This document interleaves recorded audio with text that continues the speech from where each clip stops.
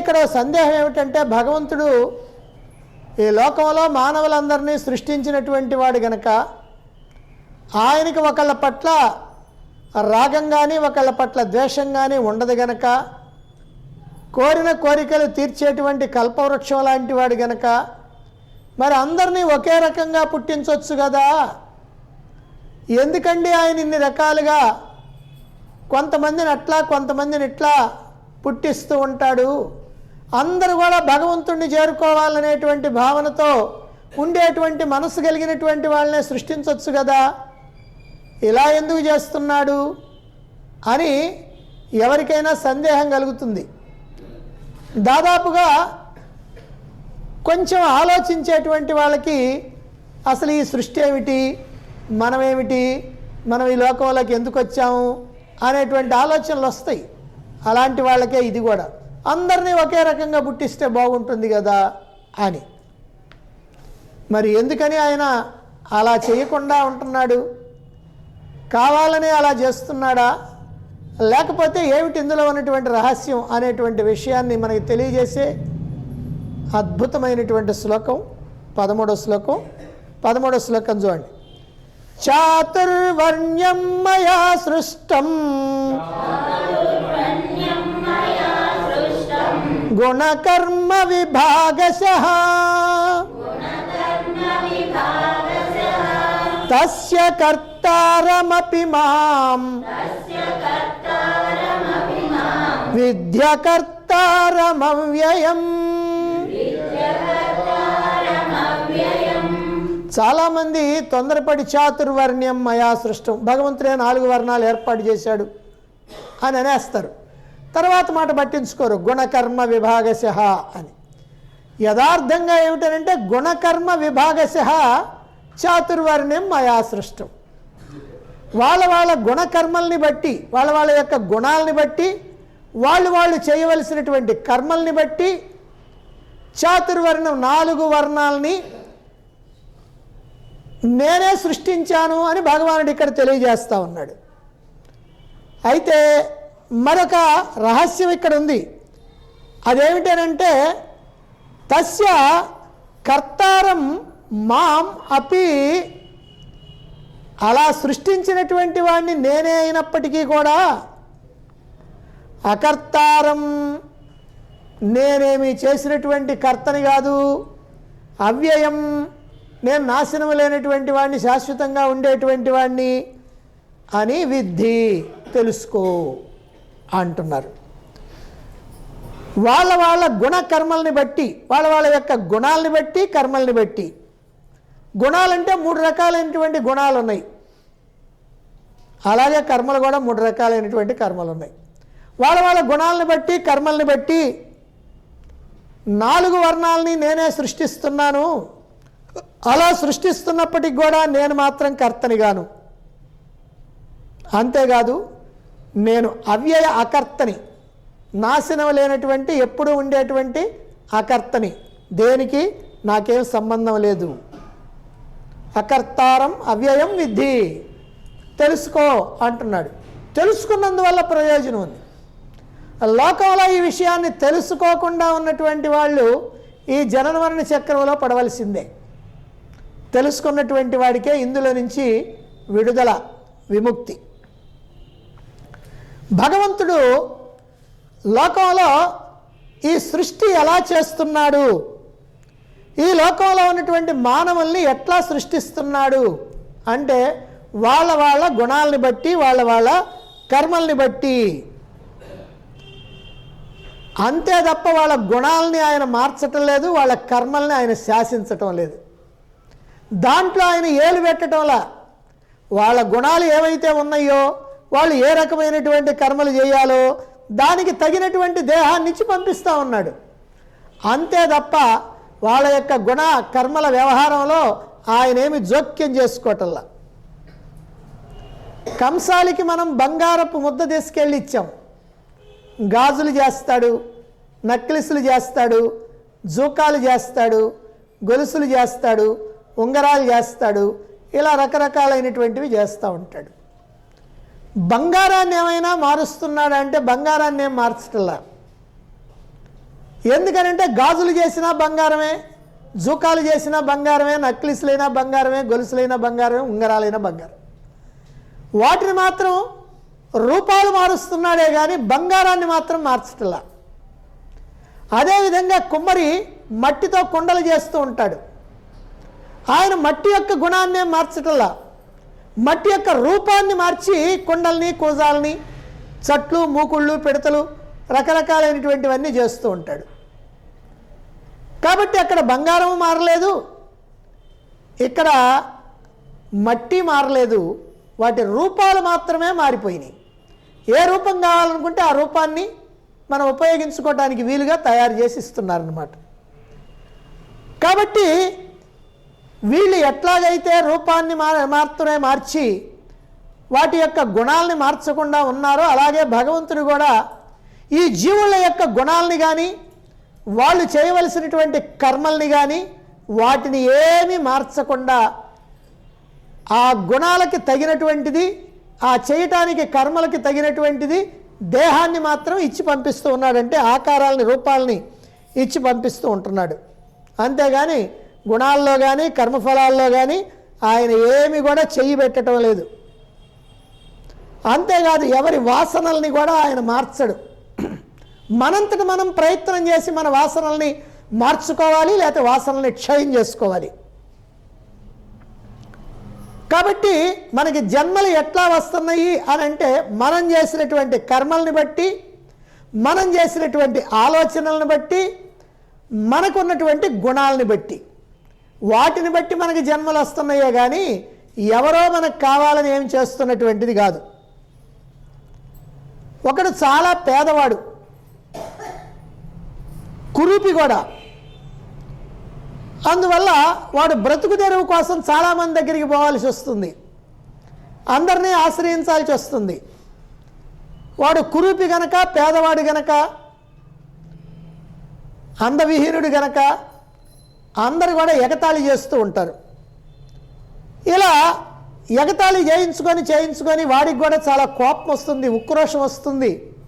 కానీ వాళ్ళని ఏమీ చేయలేడు. ఎందుకనంటే తానేమో తక్కువ వాడు, వాళ్ళందరూ పెద్దవాళ్ళు. కాబట్టి ఏమీ చేయలేక లోపల మనస్సులో అనుకుంటుంటాడనమాట, ఏమైనా సరే నేను బాగా కష్టపడి డబ్బు సంపాదించి వీళ్ళందరినీ కూడా నా కాళ్ళ దగ్గర పడేసుకోవాలి, వీళ్ళందరినీ కూడా నేనే ఎగతాళి చేయాలి, తిట్టాలి అని అనుకుంటా ఉంటాడు. జీవితం అంతా అలా అనుకుంటానే ఉన్నాడు. కానీ పాపం వాడు డబ్బు మాత్రం సంపాదించలేకపోయాడు. పేదవాడు గనక డబ్బు సంపాదించేటువంటి అదృష్టం లేదు కనుక అలాగనే ఉన్నాడు. కానీ లోపల కోరిక మాత్రం అది. ఎందుకనంటే వాడిని అందరూ ఎగతాళి చేస్తున్నారు కాబట్టి. తర్వాత టైం వచ్చిన తర్వాత వాడు దేహాన్ని చాలించాడు. ఆ తర్వాత ఒక కోటీశ్వరుడికి ఏకైక బిడ్డగా జన్మించాడు. ఈ ఎగతాళి చేసినటువంటి వాళ్ళందరూ కూడా కడు పేదవాళ్ళుగా జన్మించారు. వాళ్ళందరూ కూడా వీడి దగ్గర ఉద్యోగం కోసం వచ్చారు. వాళ్ళందరికీ ఉద్యోగాలు ఇచ్చాడు. అవసరం ఉన్నా లేకపోయినా తిట్టడం మొదలుపెట్టాడు. వాళ్ళని బాగా ఎగతాళి చేస్తున్నాడు. వాళ్ళందరినీ కూడా హీనంగా చూస్తూ ఉన్నాడు. అయినా వాళ్ళకి గత్యంతరం లేక అలాగనే పడి ఉంటా ఉన్నారు. ఎందుకు ఇలా జరుగుతూ ఉంది? వీడికి ఇలాంటి జన్మ ఎందుకు ఇచ్చారు, వాడికి అలాంటి జన్మ ఎందుకు ఇచ్చాడు భగవంతుడు అని మనం అనుకుంటుంటాం. కానీ దీనికి కారణం పూర్వంలో మనం సంపాదించుకున్నదే. ఈ ఎగతాళి చేసినటువంటి వాళ్ళు ఎగతాళి చేయించుకుంటున్నారు. వాళ్ళందరూ కూడా ఎగతాళి చేశారు కాబట్టి, అన్యాయంగా ఎగతాళి చేశారు కాబట్టి వీడు మనస్సులో ఏవైతే భావించాడో ఆ భావించినటువంటి భావన ఆ జన్మలో తీరలేదు కనుక మరు జన్మలో అలాంటి దేహంతో అలాంటి చోట ఇప్పుడు పుట్టడం జరిగింది. కాబట్టి ఈ ప్రకారంగా మన యొక్క జన్మలకి కారణం ఏమిటంటే మన యొక్క గుణాలు, మనం చేయవలసినటువంటి కర్మలు. అప్పుడు వాళ్ళు ఎగతాళి చేశారు, ఇప్పుడు వీడు ఎగతాళి చేస్తూ ఉన్నాడు. ఇప్పుడు భగవంతుడు మరి 4 రకాలైనటువంటి వర్ణాలని చాతుర్వర్ణ్యం మయా సృష్ట్యం అని అన్నాడు. 4 వర్ణాలను సృష్టించానంటున్నాడు కదా. వాళ్ళ గుణాలను బట్టి, కర్మలను బట్టి, గుణాలను బట్టి ఎట్లా సృష్టించాడు అంటే ఇప్పుడు సత్వగుణం బాగా ఉన్నది, రజోగుణం కొద్దిగా ఉన్నది, తమోగుణం తక్కువగా ఉన్నది, అటువంటి వాళ్ళందరినీ కూడా బ్రాహ్మణ వర్ణం అన్నారు. బ్రాహ్మణ కులం కాదు, బ్రాహ్మణ వర్ణం. ఆ ప్రకారంగా వాళ్ళని బ్రాహ్మణ వర్ణంలో పుట్టించాడు. ఇక్కడ చాలామందికి ఒక అనుమానం కూడా వస్తుంది, అయితే ఇప్పుడు బ్రాహ్మణులందరూ కూడా బ్రాహ్మణ వర్ణం వాళ్ళేనా అంటే కాదు, బ్రాహ్మణ కులం వాళ్ళే కానీ వాళ్ళు బ్రాహ్మణ వర్ణం వాళ్ళు మాత్రం అందరూ కాదు. అలాగనే క్షత్రియ కులంలో జన్మించినటువంటి వాళ్ళల్లో అందరూ క్షత్రియ వర్ణం వాళ్ళు కాదు. వైశ్య కులంలో జన్మించిన వాళ్ళందరూ కూడా వైశ్య వర్ణం వాళ్ళు కాదు. శూద్ర కులాల్లో జన్మించినటువంటి వాళ్ళు శూద్ర వర్ణం వాళ్ళు కాదు. ఇది ముందు మనం అర్థం చేసుకోవాలి. కాబట్టి ఇక్కడ బ్రాహ్మణుడు అనేటువంటి వర్ణం ఎవరిది అని అంటే వాళ్ళకి సత్వగుణం బాగా ఉంటుంది, రజోగుణం తక్కువగా ఉంటుంది, తమోగుణం మరీ తక్కువగా ఉంటుంది. అలాంటి వాళ్ళందరూ కూడా మరి వాళ్ళ కర్మలు ఏమిటి, ఏ రకమైనటువంటి కర్మలు చేస్తే వాళ్ళు తరించడానికి వీలవుతుంది అంటే మార్గం ఏర్పడుతుంది అని అంటే వాళ్ళు బ్రహ్మతత్వాన్ని అన్వేషిస్తూ ఉండాలి, అధ్యయనం చేస్తూ ఉండాలి, అధ్యాపనం చేస్తూ ఉండాలి. అంటే వేదాలను అధ్యయనం చేస్తూ ఉండాలి, ఇతరులకి బోధిస్తూ ఉండాలి. ఇక ఆధ్యాత్మికమైనటువంటి నైతికమైనటువంటి జీవితాన్ని గడుపుతూ ఉండాలి. ఇలా ఎవరైతే ఉంటారో, ఇలా ఎవరైతే కర్మలు ఈ రకమైనటువంటి కర్మలు చేస్తూ ఉంటారో అదిగో అటువంటి వాళ్ళే బ్రాహ్మణ వర్ణం. కులం ఏదైనా కావచ్చు, కానీ అతడు బ్రాహ్మణ వర్ణానికి సంబంధించినటువంటి వాడు. అలాగే ఇక రెండవది క్షత్రియ వర్ణం. వర్ణానికి కులానికి మధ్యలో ఉన్నటువంటి తేడా గమనించండి. కులం జన్మతః వస్తుంది, వర్ణం జన్మతో వచ్చేది కాదు. అంటే జన్మతో వచ్చేది కాదంటే వాళ్ళ లోపల ఉన్నటువంటిదే, కానీ అక్కడ జన్మించాడు గనక అని అనటానికి వీల్లేదు వర్ణం. కులం మాత్రం అంతే. అట్లానే ఇక్కడ రజోగుణం బాగా అధికంగా ఉండి సత్వగుణం తక్కువగా ఉండి తమోగుణం మరీ తక్కువగా ఉంటే వాళ్ళని క్షత్రియులు అన్నారు. వాళ్ళు ఏం చేస్తారు, శాసన వ్యవస్థను చేపడతారు. అంటే ప్రజల్ని పరిపాలన చేయటం, ప్రజల్ని రక్షించటం, ఇదంతా కూడా క్షత్రియులకి సంబంధించినటువంటిది. ఇక మూడవది వైశ్య. వీళ్ళు కూడా రజోగుణం బాగా ఉన్నటువంటి వాళ్ళు, తర్వాత తమోగుణం ఉన్నటువంటి వాళ్ళు, ఆ తర్వాత సత్వగుణం కొద్దిగా ఉంటుంది. ఇటువంటి వాళ్ళని వైశ్యవర్ణంగా భావించారు. అయితే వైశ్య కులంలో జన్మించినటువంటి వాళ్ళు కాదు, వైశ్య కులంలో జన్మించిన వాళ్ళు ఉండొచ్చు, బ్రాహ్మణ కులంలో జన్మించినటువంటి వాళ్ళు ఉండొచ్చు, శూద్ర కులంలో జన్మించినటువంటి వాళ్ళు కూడా ఉండొచ్చు. మరి వీళ్ళు ఏం చేయాలి అంటే వాళ్ళు వృత్తులు, వ్యాపారాలు, పాడి పంటలు, పశుపోషణ ఇలాంటి వాటిట్లో, వ్యవసాయం వాటిట్లో ఉండేటువంటి వాళ్ళు. ఇక నాలుగో వాళ్ళు శూద్రులు. వీళ్ళు తమోగుణం బాగా ఉంటుంది, రజోగుణం తక్కువగా ఉంటుంది, తమోగుణం తక్కువగా ఉంటుంది, రజోగుణం ఇంకా తక్కువగా ఉంటుంది. ఈ ప్రకారంగా ఉన్నటువంటి వాళ్ళు శూద్రులు అన్నారు. మరి వీళ్ళు వివిధమైనటువంటి వృత్తులతో అందరికీ కూడా కావలసినటువంటి వస్తువుల్ని తయారు చేయటం కానీ, అలాగనే సేవల్ని అందించటం కానీ అలాంటివి చేయాలి.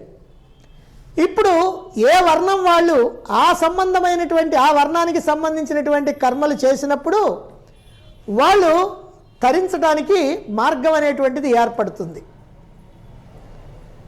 అంతే తప్ప నా ఇష్టం వచ్చినట్టుగా చేస్తాను అని అంటే కుదరదు. ఎందుకంటే వాళ్ళ స్వభావరీత్యా ఏ రకమైనటువంటి కర్మలు చేయటానికి వాళ్ళ యొక్క స్వభావం ప్రేరేపిస్తూ ఉంటుందో ఆ రకమైనటువంటి కర్మలే చేయాలి. ఇప్పుడు భగవానుడు ఏం చెప్పాడంటే ధర్మ సంస్థాపన కోసమని నన్ను నేను సృజించుకొని ఈ లోకంలోకి వస్తున్నాను అని ఇంతకుముందు చెప్పటం జరిగింది.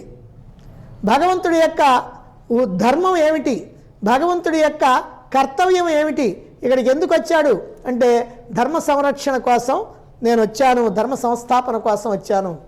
వచ్చి ఏం చేస్తున్నాడు? దుష్టుల్ని శిక్షించడం, శిష్టుల్ని రక్షించడం, ధర్మాన్ని స్థాపించడం. ఈ 3 పనులు కూడా ఆయన చేస్తూ ఉంటాడు. మరి ఈ ప్రకారంగా భగవానుడు అలా తాను చేయాలనుకున్నటువంటి కార్యాన్ని చేయటం కోసమే ఈ చాతుర్వర్ణ్యం, ఈ 4 వర్ణాలని కూడా సృష్టించడం జరిగింది. ఎవరి యొక్క కర్మ ప్రవృత్తి ఎలా ఉంటుందో దానికి అనుగుణంగా ఈ వ్యవస్థ అనేటువంటిది ఏర్పడింది. అయితే ఏమండి, ఈ వ్యవస్థ కేవలం భారతదేశంలోనే ఉందా? ఎందుకనంటే భగవద్గీత చెప్పింది భారతదేశంలో కాబట్టి మరి వర్ణ వ్యవస్థ కూడా భారతదేశంలోనే ఉందా అంటే ప్రపంచమంతా ఈ వర్ణ వ్యవస్థ ఉంది, పేర్లు మాత్రమే తేడా. అయితే అక్కడ ఏమంటారు పేర్లు అని అంటే శిక్షక వర్గం లేదా బోధక వర్గం అంటారు. వాళ్ళు బ్రాహ్మణులు అంటే అందరికీ శిక్షణ ఇచ్చేటువంటి వాళ్ళు లేదా బోధించేటువంటి వాళ్ళు. ఇక రెండో వాళ్ళు రక్షక వర్గం, అది శిక్షక వర్గం, ఇది రక్షక వర్గం. అంటే ప్రభుత్వం, పరిపాలన, ఈ వ్యవహారాలకు సంబంధించినటువంటి దాంట్లో ఉండేటువంటి వాళ్ళు. ఇక మూడో వాళ్ళు వణిక్ వర్గం, అంటే వ్యాపారం, వ్యవసాయం, పశుపోషణ మొదలైనటువంటివి చేసేటువంటి వాళ్ళు వణిక్ వర్గం. నాలుగవది శూద్రులు అనేటువంటి దాన్ని శ్రామిక వర్గం, అంటే కార్మికులు, పనులు చేసేటువంటి వాళ్ళు, వస్తువులు ఉత్పత్తి చేసేటువంటి వాళ్ళు, వస్తువుల్ని తయారు చేసేటువంటి వాళ్ళు, వీళ్ళందరూ కూడా శ్రామిక వర్గం. ఈ ప్రకారంగా వర్ణ వ్యవస్థ అనేటువంటిది ఏర్పడింది. అయితే ఈ రోజుల్లో వర్ణ వ్యవస్థ ఎలా ఉంది అని అంటే మింగటానికి వీల్లేదు, కక్కటానికి వీల్లేదు అన్నట్లుగా ఉంది.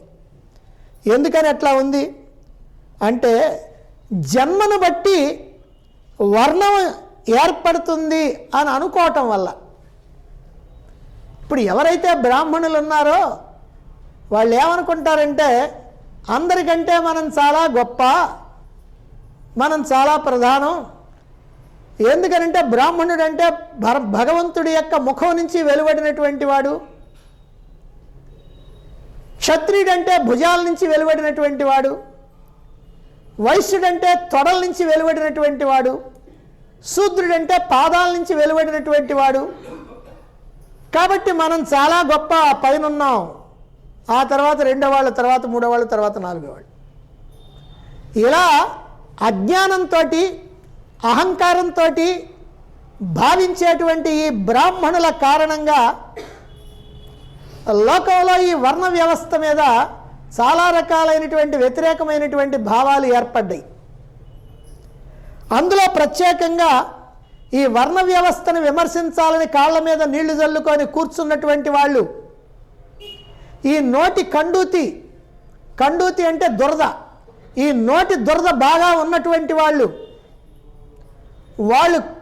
యూనివర్సిటీల్లో ప్రొఫెసర్లు కావచ్చు, లేకపోతే టీచర్లు కావచ్చు, ఇంకెవరైనా కావచ్చు గాక, అటువంటి వాళ్ళు కొంతమంది దీన్ని చాలా అపార్థం చేసుకునేటట్లుగా ఇది హిందూ మతంలోనే ఇంత అధర్మం ఉంది, అన్యాయం ఉంది అని చెప్పి గొంతు జించుకొని తప్పుడు రాతలు రాస్తూ తప్పుడు మాటలు మాట్లాడుతూ ఉండేటువంటి వాళ్ళు ఈ రోజుల్లో చాలామంది ముందుకు వస్తూ ఉన్నారు. వాళ్ళు కూడా ఇదే చెబుతారు, ఏమండి బ్రాహ్మణుడంట ముఖం నుంచి పుట్టాడంట, వాళ్ళు భుజాల నుంచి పుట్టారంట, వీళ్ళు కాళ్ళ దగ్గర పుట్టారంట, ఎందుకు ఈ తేడా చూపించడం అంటారు వాళ్ళు. ఎందుకనంటే లోతుగా ఆలోచించేటువంటి బుద్ధి వాళ్ళకి లేదు. ప్రాపంచికమైనటువంటి వ్యవహారాల్లో బుద్ధి బాగా పనిచేస్తుంది. కానీ ఎందుకు ఇలా చెప్పారు వేదాల్లో? ఈ వేదాల్లో ఏమైనా ఒక మతాన్ని గురించి చెప్పడం జరిగిందా? ఈ ఉపనిషత్తులో మతాన్ని గురించి చెప్పారా? ఈ భగవద్గీతలో ఒక మతాన్ని గురించి చెప్పారా? అలా చెప్పనప్పుడు మనం ఎందుకు నోరు బారేసుకోవటం అనేటువంటి ఆలోచన వాళ్ళకి లేకపోవటం వల్ల విమర్శించడమే పనిగా పెట్టుకున్నారు కనుక అలా విమర్శిస్తూ ఉంటారు. భగవంతుడి యొక్క ముఖం నుంచి పుట్టారంటే భగవంతుడికి ముఖం ఉందా? భుజాలు ఉన్నాయా? చేతులు ఉన్నాయా? కాళ్ళు ఉన్నాయా? ఏమున్నాయి? భగవంతుడు నిరాకారుడు, ఆకారం లేదు, నిర్గుణుడు, గుణాలు లేవు, సూక్ష్మాతి సూక్ష్మమైనటువంటి వాడు, స్థూలం కాదు, అందుకని ఆయన ఎట్లాగో చూడటానికి కూడా వీల్లేదు. సర్వవ్యాపకం, అంతటా వ్యాపించి ఉన్నటువంటి వాడు. మరి ఆయనకి తలకాయ ఎక్కడుంది, తోక ఎక్కడుంది, కాళ్ళు ఎక్కడున్నాయి, చేతులు ఎక్కడున్నాయి, పొట్ట ఎక్కడుంది, ఇవన్నీ ఎక్కడున్నాయి? కానీ సామాన్యుడు అర్థం చేసుకోవటం కోసం అని చెప్పి ఒక రకమైనటువంటి ఉద్దేశంతో ఈ మాట చెప్పారు. ముఖం నుంచి పుట్టారు అని అంటే మాట్లాడేది ఇక్కడే ముఖంలోనే ఉంది. మాట్లాడటం కానీ, వినటం కానీ, చూడటం కానీ అన్నీ ఇక్కడ ఉన్నాయి. చూడటానికి కళ్ళు ఉన్నాయి, మాట్లాడటానికి నోరుంది, వినటానికి చెవులు ఉన్నాయి. కాబట్టి చూచి ఈ గ్రంథాలని అధ్యయనం చేయాలన్నా ఈ కళ్ళు ఉండాలి, చేసినటువంటి దాన్ని ఇతరులకు చెప్పాలన్నా నోరు ఉండాలి, మరి వినాలన్నా చెవులు ఉండాలి. కాబట్టి ఇవన్నీ ఉన్నటువంటి వాడు కనుక ముఖం నుంచి పుట్టారు అని అన్నారు. కాబట్టి ముఖం నుంచి పుట్టినటువంటి బ్రాహ్మణులు ఏం చేయాలి అని అంటే వేదాధ్యయనం చేయాలి, అధ్యాపనం చేయాలి, ఈ వేదమంత్రాల యొక్క అర్థాన్ని చెప్పాలి, ఇతరులకి మేలు కలిగించేటువంటి మార్గాన్ని చూపించాలి, దైవ కార్యాల్లో నిలబెట్టాలి, దైవ సంబంధమైనటువంటి వ్యవహారాల్లో ఉంచాలి. ఇదంతా వాళ్ళు చేయాలి. అది చేసినటువంటి వాడు బ్రాహ్మణుడు. అంతేగాని చిల్లర కొట్టు పెట్టుకున్నటువంటి వాడు, చెప్పులు కొట్టు పెట్టుకున్నటువంటి వాడు బ్రాహ్మణుడు కాదు. కులం బ్రాహ్మణుడే, కానీ వర్ణం మాత్రం బ్రాహ్మణుడు కాదు. అదే ప్రకారంగా భుజం నుంచి పుట్టాడంటే భుజబలం చూపించేటువంటి వాడని అర్థం. క్షత్రియుడైనటువంటి వాడు భుజబలాన్ని చూపిస్తాడు, ప్రజల్ని పరిపాలించాల. అందుకోసం అని చెప్పి భుజం నుంచి పుట్టారు అన్నారు. మరి వైశ్యుడి తొడల నుంచి పుట్టాడు అన్నారు, ఊరువుల నుంచి పుట్టాడు అని. అంటే ఊరువుల నుంచి పుట్టడం అని అంటే శరీర భాగాల్లో ఊరువులే బాగా లావుగా ఉంటాయి, బలంగా ఉంటాయి. అన్ని చేతులు అన్ని సన్నంగా ఉంటాయి, కానీ ఒక తొడలు మాత్రం బాగా లావుగా ఉంటాయి. అంటే అక్కడ మొత్తం దేహంలో ఉన్నటువంటి కండంతా అక్కడ చేరుతుందన్నమాట. అదే ప్రకారంగా ఆ వణిక్ వర్గం ఏదైతే ఉందో వాళ్ళ దగ్గర సంపద చేరుతుంది అనేటువంటి భావనతో, ఆ సంపదని సద్వినియోగం చేయాలి అనేటువంటి భావనతో. సంపద చేరటం గొప్ప విషయం కాదు, చేరినటువంటి సంపదని సరిగ్గా సద్వినియోగం చేయాలి. అలా సద్వినియోగం చేయమని చెప్పి అందుకని వాళ్ళకి ఇక్కడ ఊరువుల నుంచి అని వాళ్ళకి చెప్పారు. ఇక పాదాల నుంచి శూద్రులు పుట్టారన్నారు. అంటే పాదాలంటే హీనమైనవి అని, కాబట్టి వాళ్ళు హీనులని అర్థం కాదు. పాదాలు హీనమైతే ఒక్కసారి ఆ పాదాలను కాస్త తీసేయండి, డాక్టర్ దగ్గరికి పోయి లేకపోతే ఎవరి దగ్గరికి పోయి ఆ పాదాలు కాస్త తీసేసి అప్పుడు చూడండి ఎట్లుంటుందో. పాదాలే ఈ దేహం మొత్తాన్ని నిలబెడతాయి. అలాగే ఈ మొత్తం మానవులందరినీ కూడా వాళ్ళకి కావాల్సినటువంటి వస్తువులు తయారు చేసేటువంటి వాడు కుమ్మరి, కమ్మరి, వడ్రంగి అన్ని రకరకాలైనటువంటి వాళ్ళందరూ కూడా అందరికీ కావాల్సినటువంటివన్నీ ఇచ్చేవాళ్ళు. అంటే దాన్ని బట్టి వాళ్ళ వల్ల ఈ వ్యవస్థ అంతా కూడా సక్రమంగా సాగుతూ ఉంది. ఈ ప్రకారంగా డిగ్నిటీ ఆఫ్ లేబర్ అంటే ఈ శ్రామిక జీవనం చాలా గొప్పది అనేటువంటి విషయాన్ని వదిలిపెట్టి వాళ్ళ మీద వీళ్ళని, వీళ్ళ మీద వాళ్ళని రెచ్చగొట్టడం కోసమని దుర్మార్గులైనటువంటి వాళ్ళు, నీచ సంస్కృతి కలిగినటువంటి వాళ్ళు ఇలాంటి మాటలు చెప్తూ, ఇలాంటి వ్యాసాలు రాస్తూ, ఇలా లోకంలో ప్రచారం చేస్తూ వాళ్ళ యొక్క దుర్మార్గాన్ని వెల్లడించుకుంటూ ఉంటారు. కానీ వేదాలు కానీ, ఉపనిషత్తులు కానీ, మహాత్ములైనటువంటి వాళ్ళు కానీ ఎంతో ఆలోచించి ఈ వర్ణ వ్యవస్థ ఏ ప్రకారంగా ఏర్పాటైంది అనేటువంటి విషయాన్ని మనకి తెలియజేస్తూ ఉన్నారు. ఈ 4 వర్ణాలని సృష్టించింది భగవంతుడే కదా. మరైతే ఆయన ఏమంటున్నాడు? తస్య కర్తారం మాం అపి, ఈ మొత్తం చేసినటువంటి వాడిని నేనే అయినప్పటికీ అకర్తారం విద్ధి, నేను కర్తని కాదని తెలుసుకో. ఎందుకు తెలుసుకోవాలా? తెలుసుకుంటే మనకి ప్రయోజనం ఉంది. అంటే మనం కూడా ఈ లోకంలో కర్మలు చేస్తూ ఉంటాం. సరే భగవంతుడు చేశాడు, మరి మనం కూడా ఏదో ఒకటి చేస్తూ ఉంటాంగా, ఉదయం లేచిన దగ్గర నుంచి రాత్రి పడుకోబోయేంతవరకు. కాబట్టి మనం కూడా ఏ కర్మలు చేసినప్పటికీ కర్తగా కాకుండా చెయ్యాలి అనేటువంటి విషయం చెప్పడం కోసమని నేను ఇట్లా చేస్తున్నానని తెలుసుకో అన్నాడు. అంటే ఆయన ఇట్లా చేస్తున్నాడు కాబట్టి మనం కూడా అట్లా చేయాలని ఆ విషయాన్ని తర్వాత శ్లోకాల్లో చెప్తారు. కాబట్టి నన్ను అకర్తారం అని తెలుసుకో, అంటే నేను కర్తని కాదు అని తెలుసుకో. నేను కర్మలు చేస్తున్నప్పటికీ నేను కర్తని కాదు. అంటే మీరు కూడా కర్మలు చేస్తూ కర్తగా ఉండకండి, నిష్కామంగా చేయండి, కర్తృత్వం లేకుండా చేయండి, ఒక గుమస్తాగా చేయండి. యజమానిగా వద్దు అనేటువంటి భావనతోటి ఇక్కడ ఈ మాటలు చెప్తూ ఉన్నారు. అదేవిధంగా కర్మలు చేస్తే శక్తి పెరుగుతుంది. కర్మలు చేస్తే శక్తి ఖర్చు అవుద్ది కదండి. అవును, శక్తి ఖర్చు కూడా అవుద్ది. ఏ కర్మ చేయకుండా కనుక కూర్చుంటే ఉన్న శక్తి కూడా పోద్ది. ఇప్పుడు సోమరిపోతులు ఉన్నారనుకోండి, మొదట్లో సోమరితనం బాగానే ఉంటుంది, కానీ పొయ్యే కొద్ది ఏమవుతుందని అంటే పైన ఏగ వాళ్ళని కూడా దులుపుకోవటానికి కూడా వాడు చెయ్యి ఆడించడు, ఎవరు నన్ను దులపంటాడు. అంటే వాడికి అది కూడా శక్తి చాలదు. పని చేస్తూ ఉంటేనే బాగుండేది. పని చేస్తే శక్తి ఖర్చు అవుద్ది, కానీ శక్తి మళ్ళీ మనకి వస్తూ ఉంటుంది. మరి భగవంతుడు ఎంత పని చేసినప్పటికి కూడా ఆయనకి శక్తి ఖర్చు కాదు. ఎందుకని ఖర్చు కాదనంటే ఏదో కష్టపడి నేను చేస్తున్నాననే భావనతో చేయడు, హాయిగా అలా జరిగిపోతూ ఉంటుంది అంతే. దానికి ఉదాహరణ మనం ఒకటి చెప్పుకున్నాం. మీ ఇంట్లో పని కనుక చేయాలంటే ఆ పని ఎంతో మీకు కష్టంగా ఉంటుంది. అదే పని సామూహికంగా ఇక్కడ కనుక చేయాలంటే ఏదో సంతోషంగా పరుగులు తీసుకుంటా చేస్తూ ఉంటారు. అదే పనిగా ఎందుకని ఇక్కడ సంతోషం? ఇక్కడ కర్తృత్వం ఉండదు, అక్కడ నేనే చేయాల్సి వచ్చిందనే మాట ఉంటుంది. ఇక్కడ మీరు చేయకపోయినా పని జరిగిపోద్ది, ఎవరో ఒకరు చేస్తూ ఉంటారు, కానీ వాళ్ళ చేతుల్లో పని లాక్కొని మీరు చేస్తారు. ఎందుకని? ఇక్కడ చెయ్యాలనేటువంటి ఉత్సాహం వస్తుంది, అందువల్ల మీకు శక్తి ఖర్చు కాదు. కాబట్టి ఈ ప్రకారంగా భగవంతుడు కూడా శక్తి ఖర్చు కాకుండా ఆయన కర్మలు ఎట్లా చేస్తాడో మనం తెలుసుకోవాలా. విద్ధి, తెలుసుకో అని అంటున్నాడు. ఈ ప్రకారంగా 4 వర్ణాలని సృష్టించినటువంటి వాడు భగవంతుడే. అయినప్పటికీ నేను కర్తని కాదు అని చెప్తున్నాడు. అయితే ఇక్కడ మనకి సందేహం ఏంటంటే, భగవంతుడు కర్త అయితే మనకేమండి, కర్త కాకపోతే మనకేమండి అంటే, ముందుగానే నేను చెప్పాను ఆ మాట. భగవంతుడి కర్త అయితే మనకే, కర్త కాకపోతే మనకే.